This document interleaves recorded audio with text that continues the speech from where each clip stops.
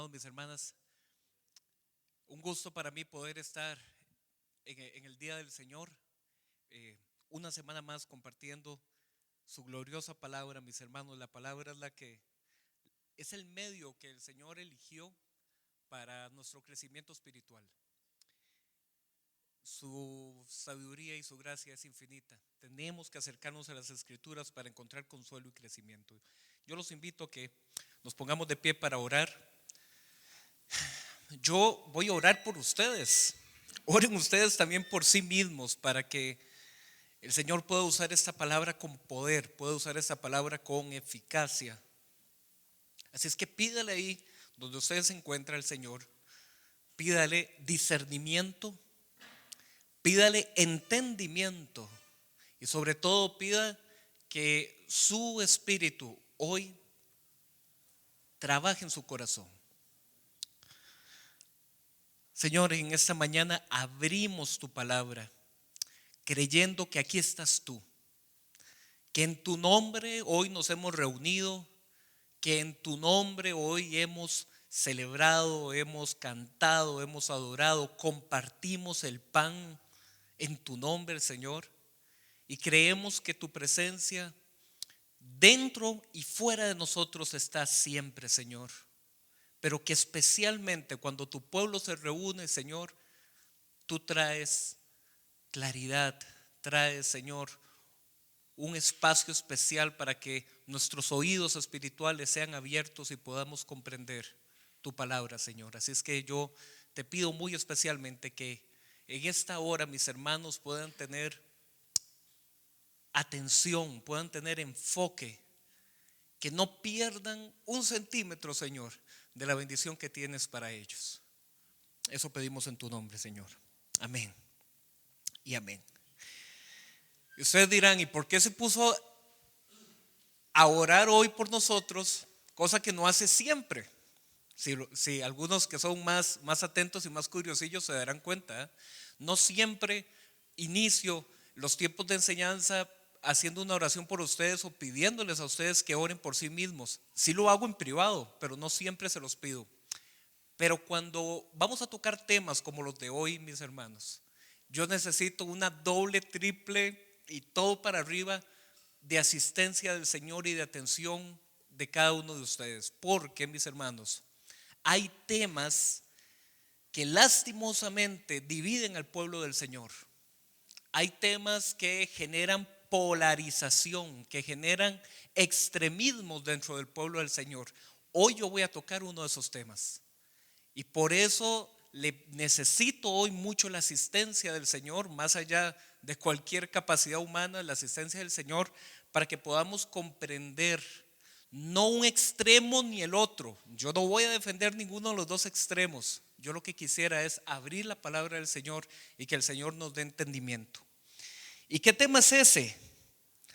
Tal vez algunos lo escuchen ahorita y digan, tanta introducción para ese tema tan sencillo. No, vieras que no es tan sencillo. Hoy vamos a hablar de santidad.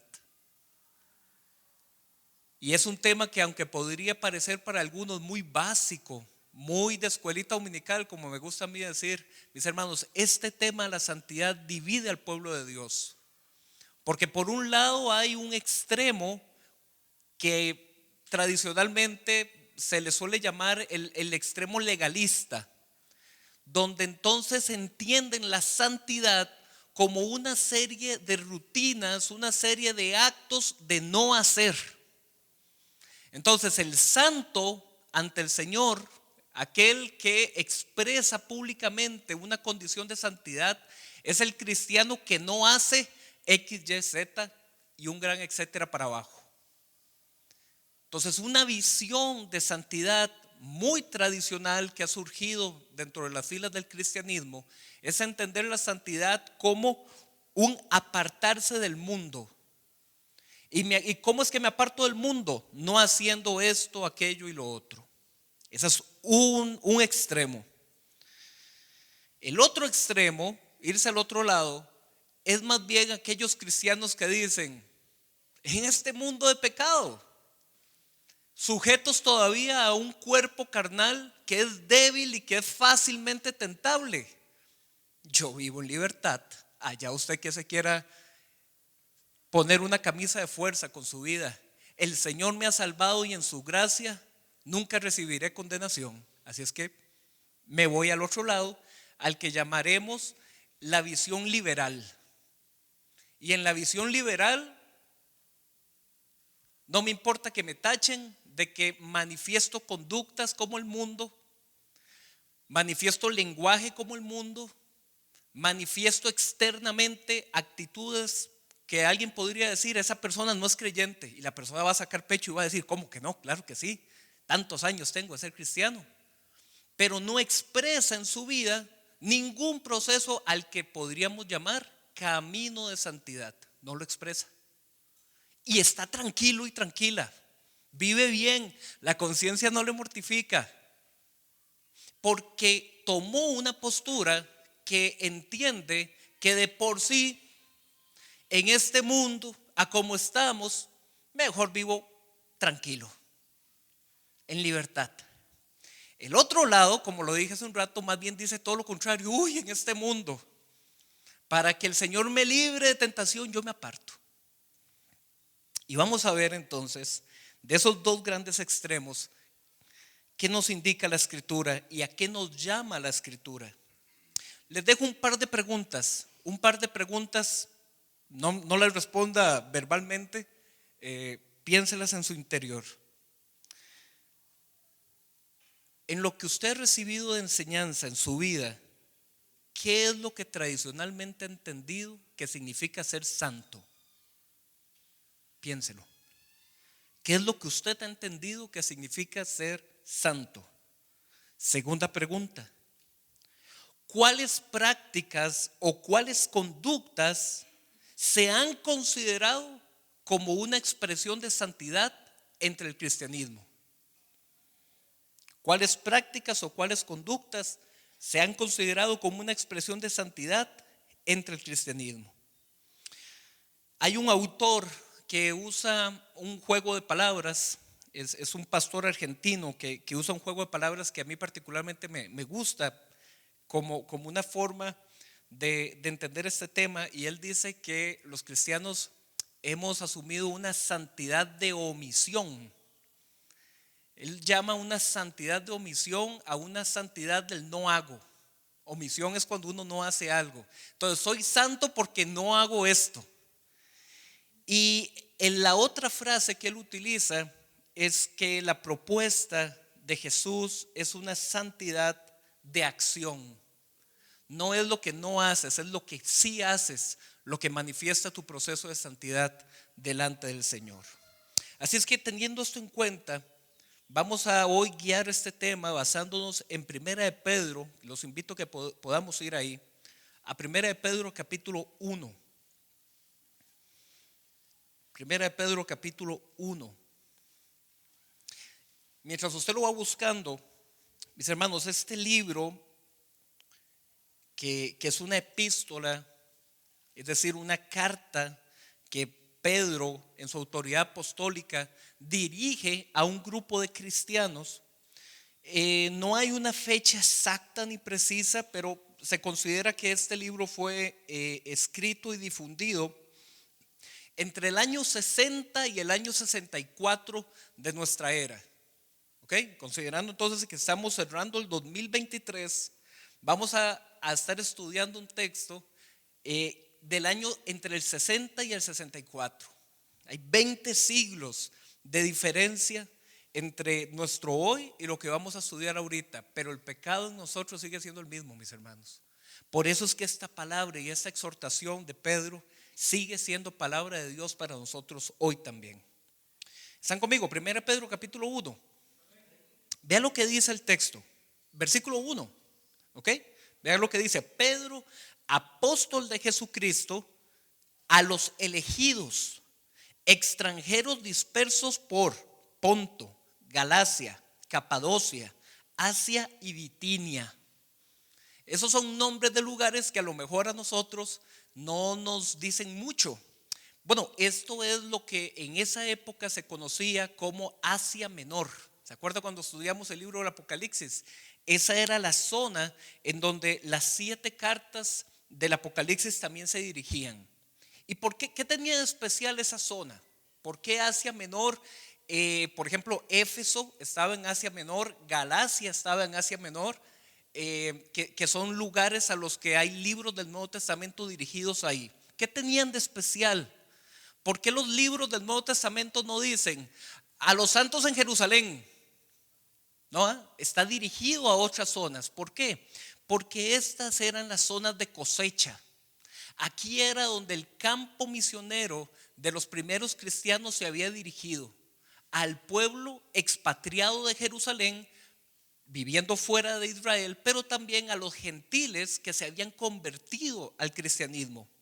Y vea lo que Pedro dice en el versículo 2, vea lo que dice. Dice, según la previsión de Dios el Padre, mediante la obra santificadora del Espíritu Santo, para obedecer a Jesucristo y ser redimidos por su sangre. En el estudio bíblico eso es lo que se conoce como una declaración trinitaria. ¿Ok? Las tres personas de la Trinidad declaradas aquí en un versículo. Pedro diciendo, vea, yo les escribo a ustedes en una autoridad que viene de Dios el Padre por la obra santificadora del Espíritu para obedecer a Jesucristo. Pedro, mis hermanos, le está escribiendo a una comunidad cristiana del año 60. Es decir, esta gente cristiana de segunda y tercera generación. Jesús murió en el año 30. Y a partir de ahí, en el libro de los Hechos, comenzamos a ver cómo los primeros discípulos se extienden por toda esa región, predicando, evangelizando y levantando iglesias en casas. No había templos como este, eran casas. Y a esa gente que ya era hija de esos primeros cristianos de la década de los 30, a esa gente en la década del 60, Pedro ya anciano, bastante mayor, y de hecho más adelante en el libro, aquí en esta carta, Pedro dice, yo anciano, dice. Pedro ya muy mayor, mis hermanos, les da como una instrucción a esta gente. Vean, hacia esto nos llama Dios el Padre, hacia esto nos llama la obra del Espíritu Santo, hacia esto nos llama la obediencia a Jesucristo. Y nosotros hoy vamos a estudiar en este primer capítulo de los versículos 13 al 16, ahí en ese primer capítulo, del versículo 13 al 16.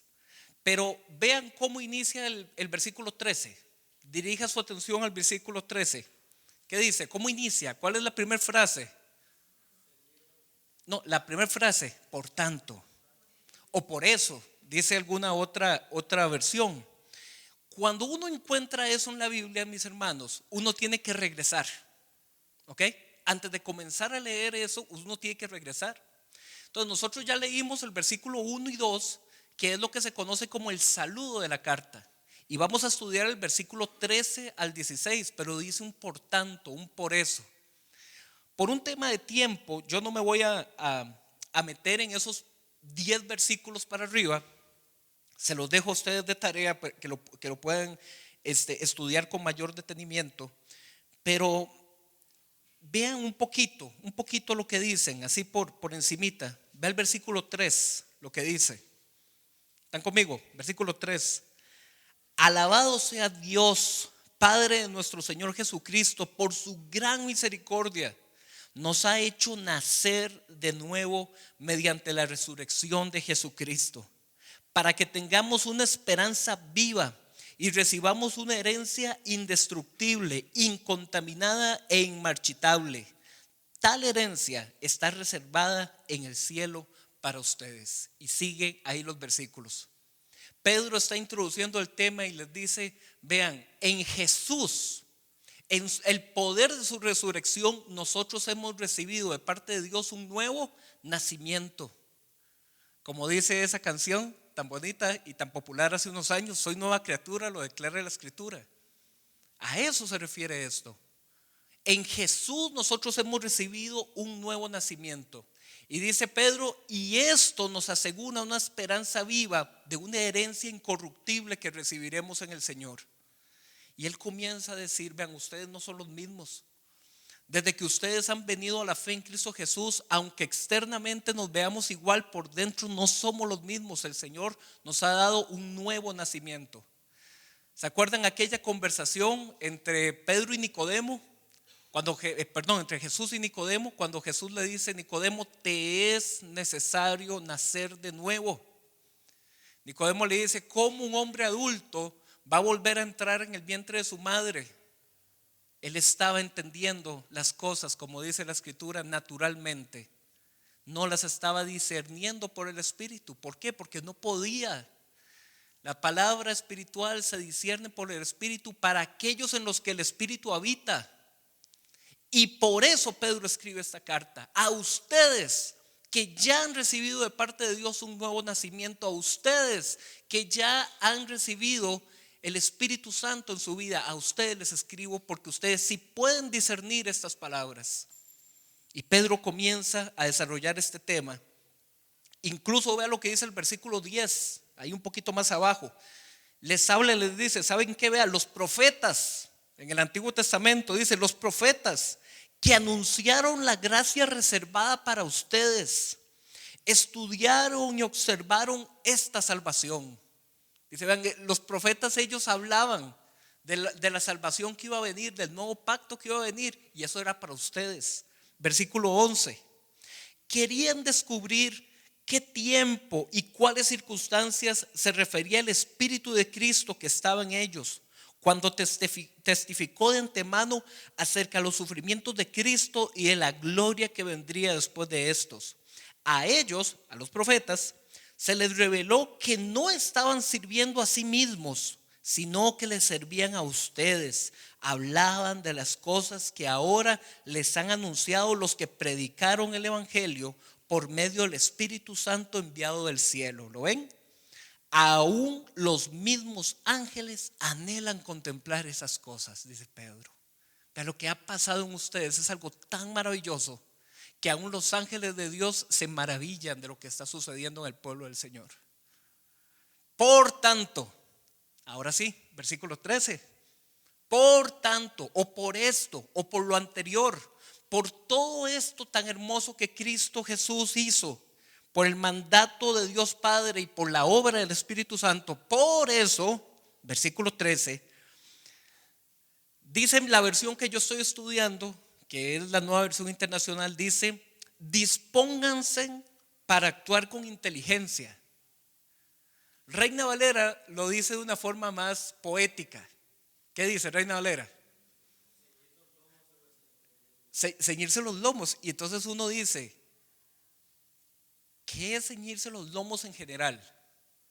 Ellos usaban unas túnicas largas que para estar de pie o estar en una reunión en la casa no hay problema, pero ya para moverse, bueno, sobre todo en la actualidad las damas saben, ya con vestidos no se puede mover uno rápido, ¿verdad?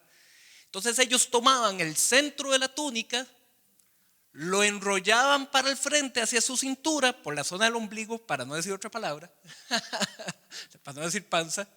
Ellos lo jalaban hacia el centro, lo enrollaban aquí en el centro, y cuando ya lo tenían enrollado se pasaban una faja. Y eso significaba ceñirse los lomos, ¿ok? Quedar firme en su ropa. ¿Por qué? Porque eso les permite estar atentos. Hay que moverse allá, hay que levantar algo, hay que agacharse. O si eran llamados a guerra, ceñirse los lomos, porque tengo que estar fácil para moverme. Y entonces llega Reina Valera y dice: cíñanse los lomos de su entendimiento. Ah, caramba, y por dentro eso ¿cómo se hace? ¿Cuál es la faja? ¿Cuál es la túnica que tengo que jalarme por dentro? Es metafórico, evidentemente, pero nos da una imagen para entender. Ceñirme los lomos del entendimiento. Dice la Nueva Versión Internacional: actuar con inteligencia. ¿Ve? Ya hace una traducción de la frase, no palabra por palabra. Actuar con inteligencia, mis hermanos. ¿Y eso cómo se expresa? Punto número 2, ve lo que dice. ¿Qué dice?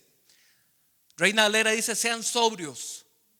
Nueva Versión Internacional dice: tengan dominio propio. ¿Cómo es que el cristiano puede manifestar que está creciendo en santidad, que está creciendo en madurez? Teniendo dominio propio, actuando con inteligencia. Mis hermanos, mis hermanas, nadie más en el mundo les conoce tan bien como ustedes mismos. Cada uno de ustedes sabe muy bien cuáles son sus, dicen los chiquillos en la actualidad, las banderas rojas, ¿verdad? Red flags, las banderas rojas, los puntos débiles. Si usted sabe que hay ciertos ambientes que le son problemáticos, si usted sabe que hay ciertas conversaciones, ciertos temas que hacen que su mente divague hacia cosas que créanme que no es la gloria de Dios, dice la escritura, cíñase los lomos de su entendimiento, sea sobrio, tenga dominio propio. En buen castellano, no se meta ahí. No se meta ahí. Una persona que sabe que hay ciertos ambientes, no digo ejemplos porque lo que para una persona es tentador no lo es para otra. Usted póngale los ejemplos, usted se conoce muy bien. Pero si hay un tema, por ejemplo, no voy a poner ejemplos. Si hay temas donde usted sabe muy bien que si yo doy ahí un pasito, cuando abro y cierro los ojos ya tengo 1 kilómetro de profundidad. No se meta ahí. Actúe con inteligencia, tenga dominio propio, manténgase sobrio. Y dice la escritura en ese versículo 13, de algo que ya leímos en los versículos anteriores, dice, ponga su esperanza completamente en la gracia que se le dará cuando se revele Jesucristo. Si hay algo en lo que nosotros, mis hermanos, tenemos que meditar, tenemos que pensar, es en entender que cualquier cosa que yo hoy esté viviendo, buena o mala, así sea una alegría tan grande que yo sienta que me va a estallar el corazón, o una tristeza tan profunda que sienta que ya no hay esperanza, dice la escritura que eso no se compara con lo que está por venir de parte del Señor.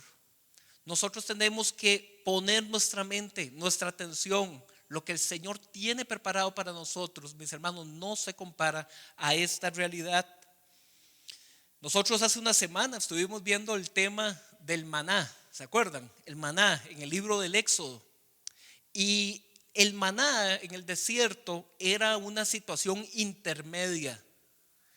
No era lo que ellos vivían en Egipto, tampoco es lo que iban a vivir en la tierra prometida. Estaban en una sección intermedia en el desierto. Y yo les decía la semana pasada que hay muchas cosas en las que eso refleja al pueblo cristiano. Nosotros estamos en el mundo, mas no somos del mundo.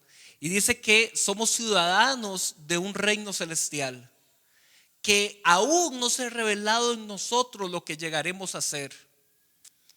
Mis hermanos, por lo tanto, dice la escritura, ponga toda su esperanza en esa herencia, en esa gracia que todavía hace falta que se revele de parte de Jesucristo. Versículo 14, como hijos obedientes, vean qué belleza, no se amolden a los malos deseos que tenían antes. ¿Cuál antes? Antes de su salvación, antes de su conversión, antes de que se le haya entregado plenamente la vida a Jesús. Dice el versículo 14, como hijos obedientes, después de todo lo que Dios ya ha hecho, no se amolden a los malos deseos que tenían antes, cuando vivían, ¿qué dice? En la ignorancia. Mis hermanos, una vez, muchos de ustedes lo saben, era profesor acá en Semillas de las clases de Biblia. Y estábamos dando una clase hace años. Y me acuerdo a 9º año, y termina la clase de colegio, y ya tocan para el recreo. Se me acerca un estudiante y me dice, profe, qué torta. Y yo, ¿por qué? ¿Qué pasó? Profe, es que con esto que hoy vimos ya no hay excusa. Y yo le dije, exactamente de eso se trata. Lo que ustedes hoy aquí estuvieron aprendiendo, no lo ve el 99% de los colegios ni de Cartago ni de Costa Rica. Usted acaba de recibir un tesoro en su vida, pero ya no tiene excusa, me dijo el profe, ya no hay excusa. ya yo no le puedo decir a Dios no sé, ya sé. De eso se trata, mis hermanos. Lo que pasa, que es el segundo nivel que todos necesitamos en la vida, mis hermanos, en Dios usted puede tener un nivel de comprensión como el pueblo judío. El pueblo judío tenía la ley, la Torá, tenían el Antiguo Testamento. Ellos tenían un nivel de comprensión, pero hacía falta el qué. ¿Qué decía Jesús? Marcos 1:14, el tiempo se ha cumplido, el reino de los cielos se ha acercado, arrepiéntanse y crean el evangelio. Nosotros podemos, tener un nivel de comprensión de aquello que honra a Dios, de aquello que Dios demanda. Pero si no hemos experimentado, mis hermanos, la gracia del Señor en arrepentimiento y fe para salvación, no pasamos de solamente entender aquí. Nosotros necesitamos experimentar a Dios.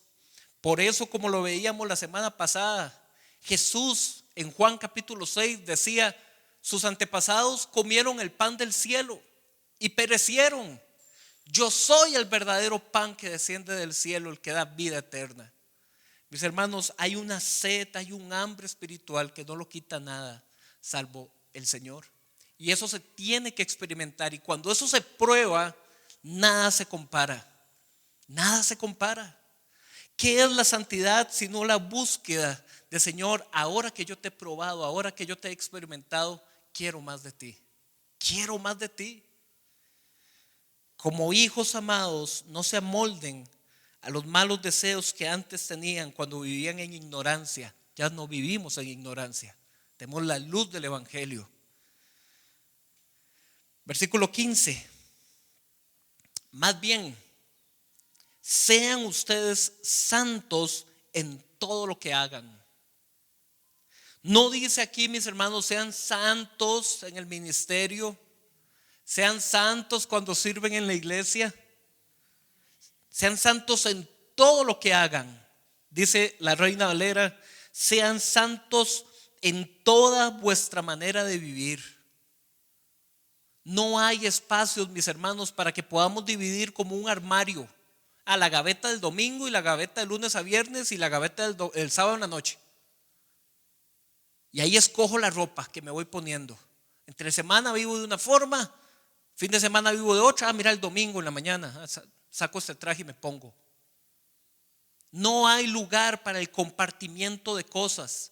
Nosotros estamos llamados a vivir en integridad. Eso significa ser uno. El que soy en privado, el que soy en público, el que soy en el trabajo, el que soy aquí.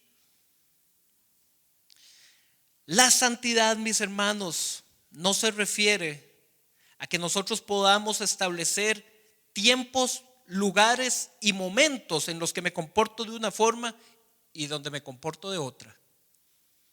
La santidad en el Antiguo Testamento tenía que ver con separar utensilios. Cuando usted lee el libro de Levítico, por ejemplo, dice que tomaban utensilios como jarrones, como platos, como todos los artefactos que utilizaban para el sacrificio que hacían a animales y que lo empleaban los sacerdotes. Entonces dice que eso lo construían, y en el momento que lo construían dice que era apartado para el templo. Ese acto de decir lo aparto para uso exclusivo del templo, eso era para ellos el acto de santificar. La palabra santo significa apartado. Nosotros estamos llamados a ser apartados para Dios, pero sin apartarnos del mundo. Porque el mundo, mis hermanos, es la meta de toda la misión de nuestro testimonio. Jesús era sumamente criticado por los escribas, por los fariseos y por los sacerdotes del templo.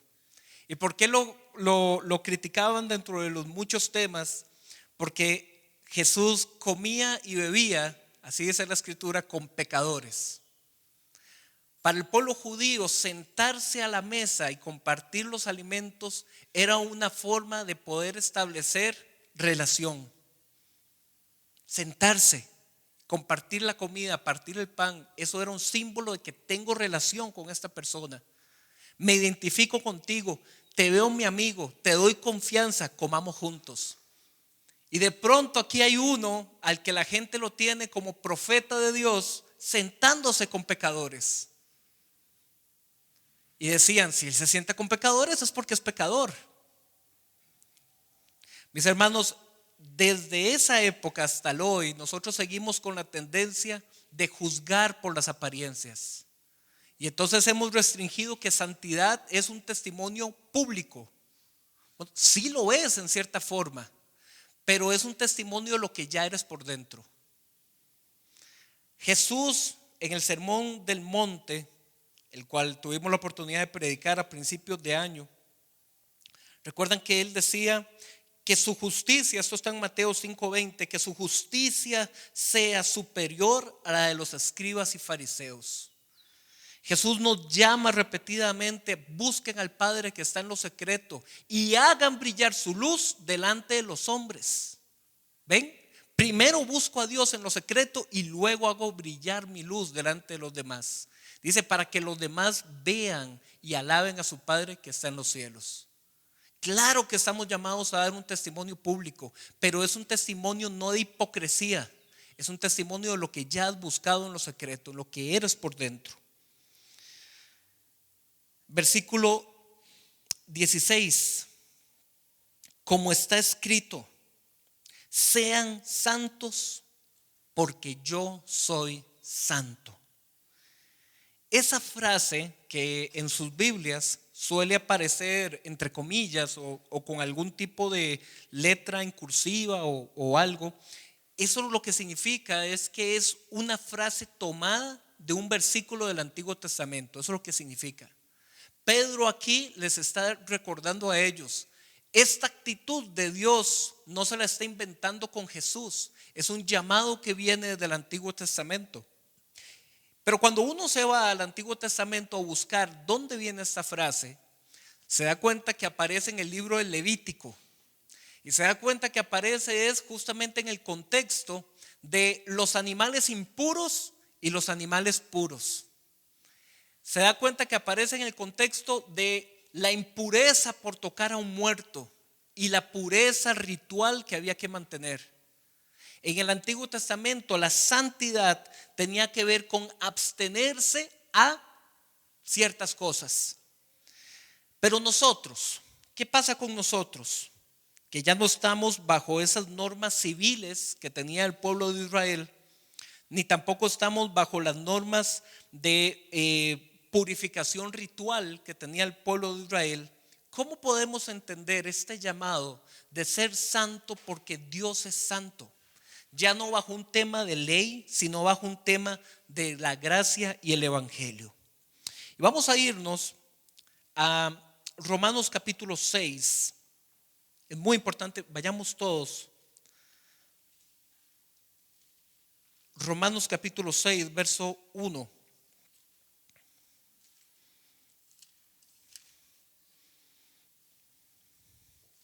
¿Cómo podemos entender nosotros esto en el hoy? Vamos a hacer un pequeño repaso de lo que se suele llamar la doctrina de la santificación. ¿Estamos? Romanos capítulo 6. Ya dejamos a Pedro por allá y terminamos con Pedro en ese llamado que él dice: sean santos así como Dios dice que somos santos, porque Él es santo. Pero eso fue en el Antiguo Testamento, eso fue en el contexto de la ley.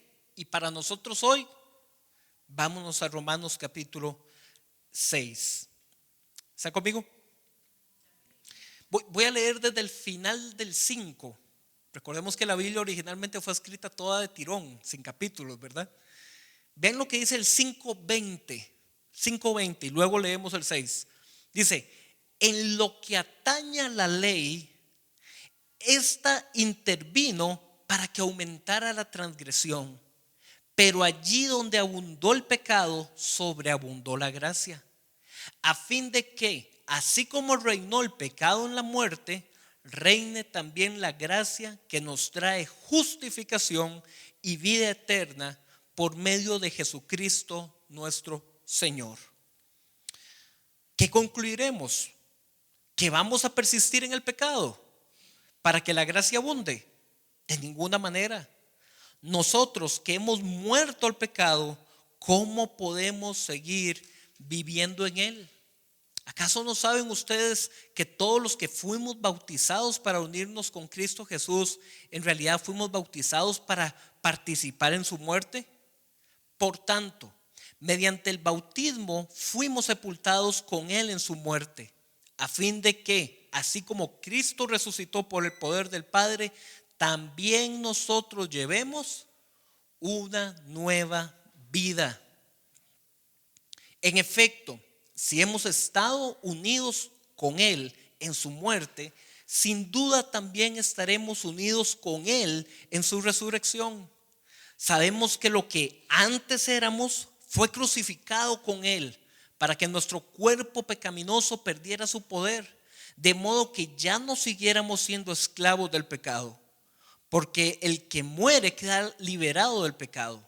Ahora bien, si hemos muerto con Cristo, confiemos que también viviremos con él, pues sabemos que Cristo, por haber sido levantado de entre los muertos, ya no puede volver a morir.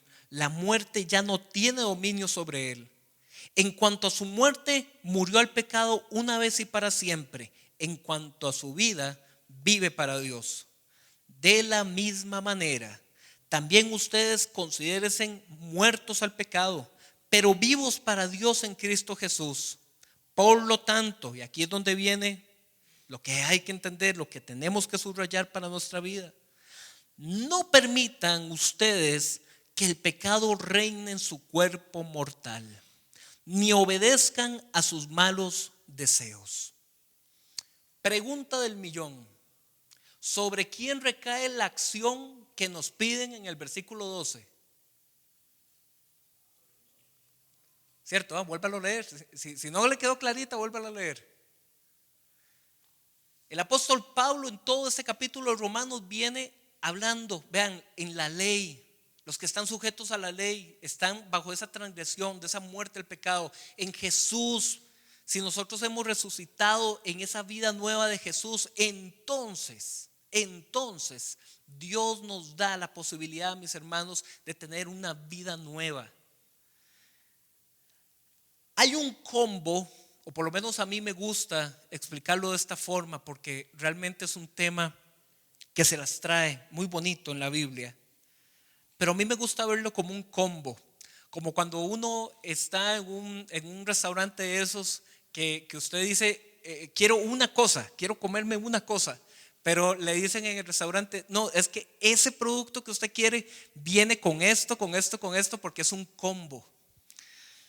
Mis hermanos, y discúlpenme ahí las metáforas de comida, ustedes saben cómo soy. Mis hermanos, el acto que la escritura llama redención, ¿ok? Redención es un acto salvífico de Dios que es un combo de cosas. No pasa una sola cosa, pasan varias. Por ejemplo, al momento de la conversión, ¿qué es la conversión? Esto lo hemos visto con Shirley como 3 o 4 veces. Metanoia es la palabra original. Conversión es que yo voy caminando para allá y giro, tengo un acto de arrepentimiento, un cambio en mi forma de vivir.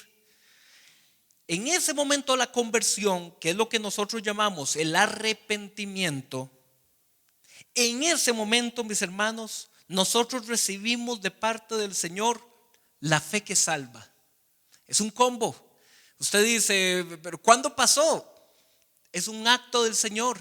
El Señor nos lleva al arrepentimiento, pero no nos deja ahí, siempre diciendo, ay, Señor, me arrepiento. No, el Señor te da también la fe que salva. En ese momento, el Señor te da regeneración.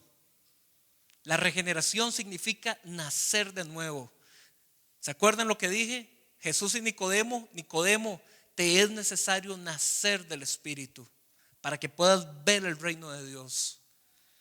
Yo recibo conversión por arrepentimiento, recibo la fe que salva. En ese momento el Señor me da regeneración, es decir, me da una vida nueva. Pero en ese momento el Señor también me da justificación.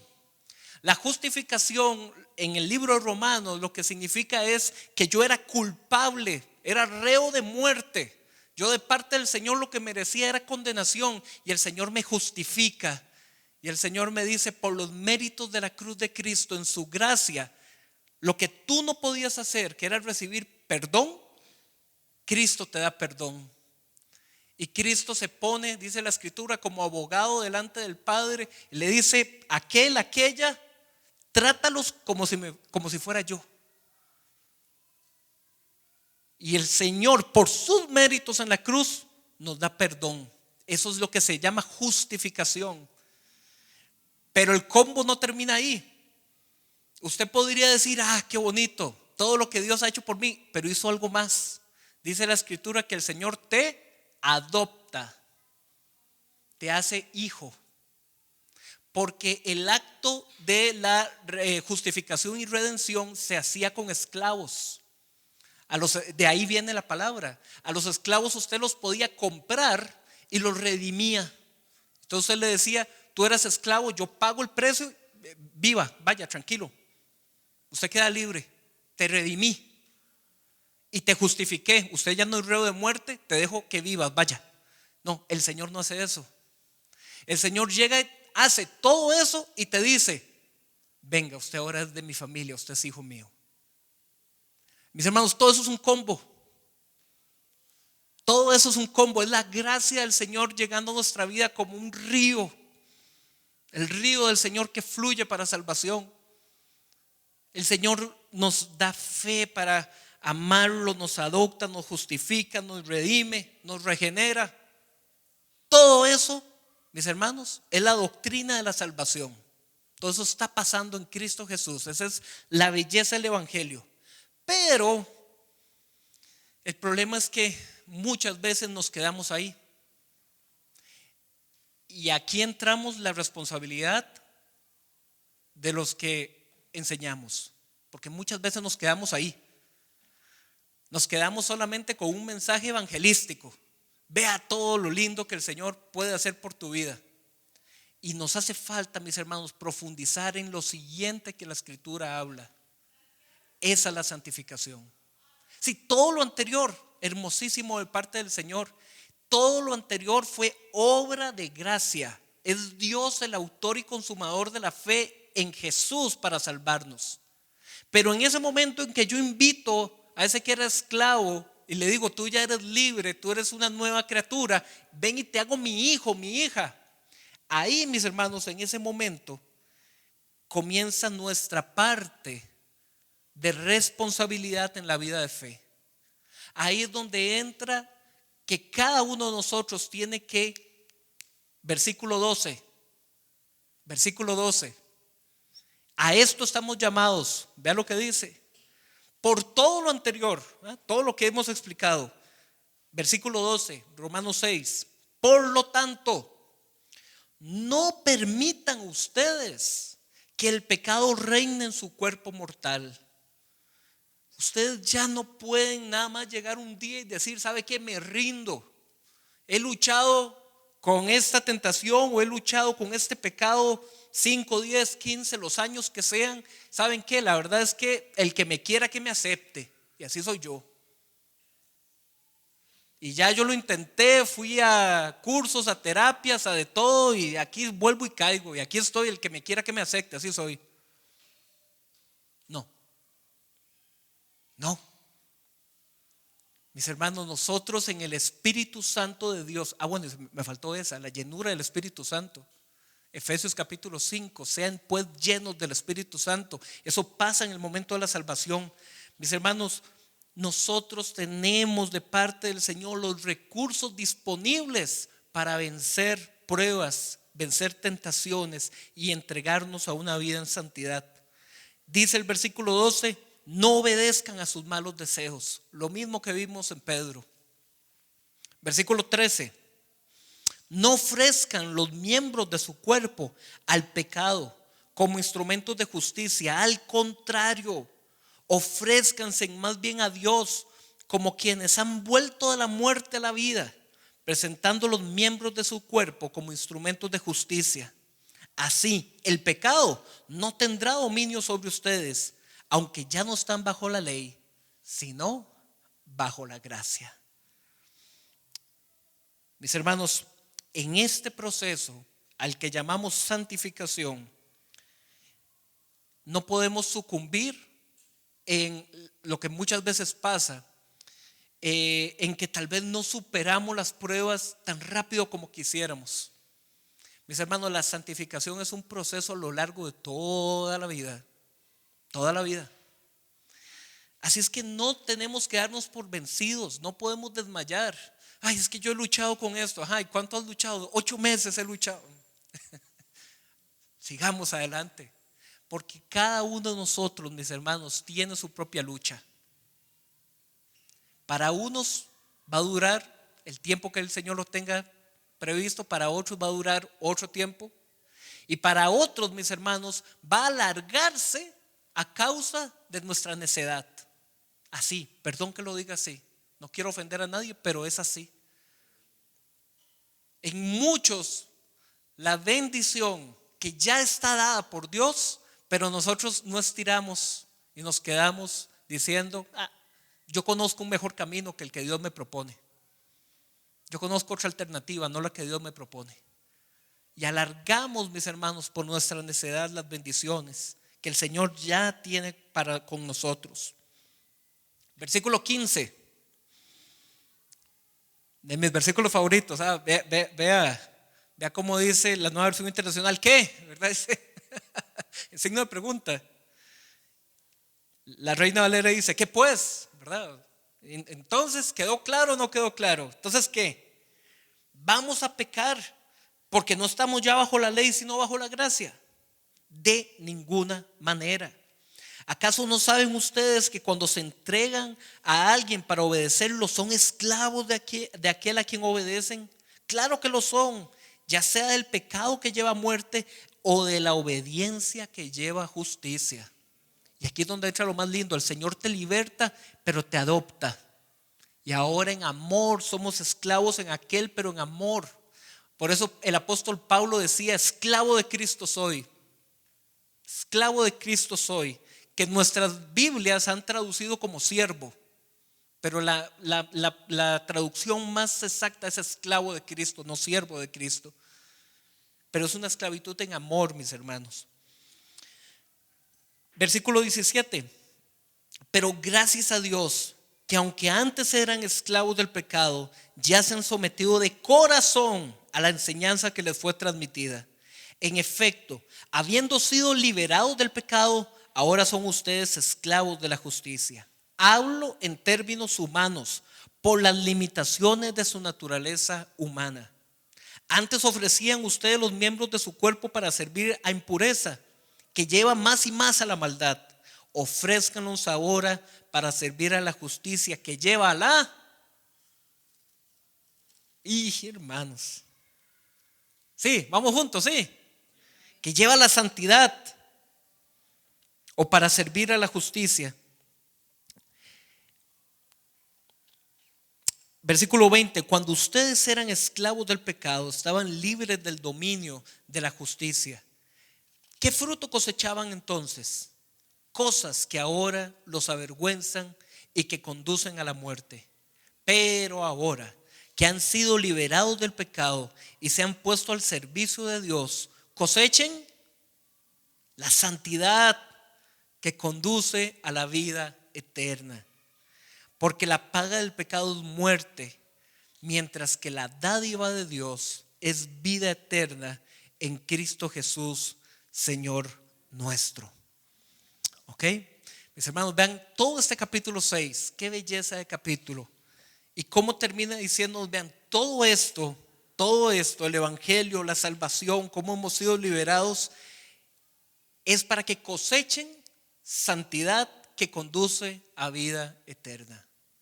Mis hermanos, a esto estamos llamados. Tenemos que tener mucho cuidado, mis hermanos, cuando lo que tal vez nosotros consideramos que es santidad es tradición evangélica. Y tenemos que tener mucho cuidado, mis hermanos, con el juzgar. el juzgar desde los términos de mi conciencia. Entonces, si yo considero que X o Y cosa es buena de esta forma, es esa la forma, la manera en la que se hace. Como cristianos, como pueblo del Señor, muchas veces hemos caído en eso y hemos puesto a la gente, como dice la Escritura, tradiciones de hombre como si fueran mandatos de Dios. Y usted tiene que cumplir con estos procesos, y usted tiene que hacer esta cosa, y usted tiene que manifestar estos dones, y luego tenés que ir a hacer el posencuentro, porque si no, entonces, mis hermanos, todas las cosas de ministerio, es una forma humana de administrar la palabra de Dios y el discipulado, pero no son recetas mágicas. No es que porque usted ya fue al preencuentro y encuentro y posencuentro y lanzamiento y contralanzamiento, bueno, ya usted ya está. Eso no funciona así, mis hermanos. Ojo, no le estoy echando tierra a actividades que han sido canales de discipulado para que mucha gente conozca al Señor. No estoy haciendo eso. Lo que estoy diciendo es que por cumplir un proceso no significa que ya yo alcancé santidad. ¿Me voy a entender? ¿Sí?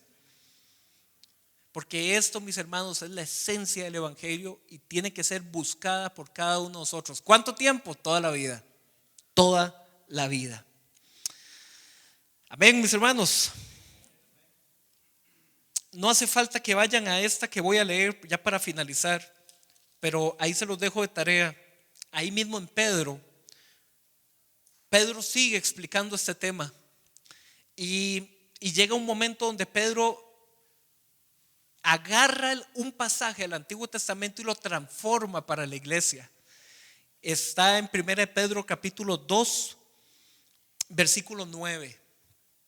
Y en el Antiguo Testamento, donde se le había dicho a Israel, nación santa y pueblo adquirido, llega Pedro, 1 Pedro capítulo 2, y le dice a la iglesia del Nuevo Testamento, y eso nos incluye a nosotros. Dice, pero ustedes son linaje escogido, real sacerdocio, nación santa. Nación santa. La santidad no se limita a lo que yo voy a buscar la santidad. No, el Señor nos llama a pueblo santo, nación santa, linaje escogido, pueblo que pertenece a Dios, para que proclamen las obras maravillosas de aquel que los llamó de las tinieblas a su luz admirable. Ustedes antes ni siquiera eran pueblo, pero ahora son pueblo de Dios. Antes no habían recibido misericordia, pero ahora ya la han recibido. Amén, mis hermanos. Los invito a que nos pongamos de pie. Así como al principio comenzamos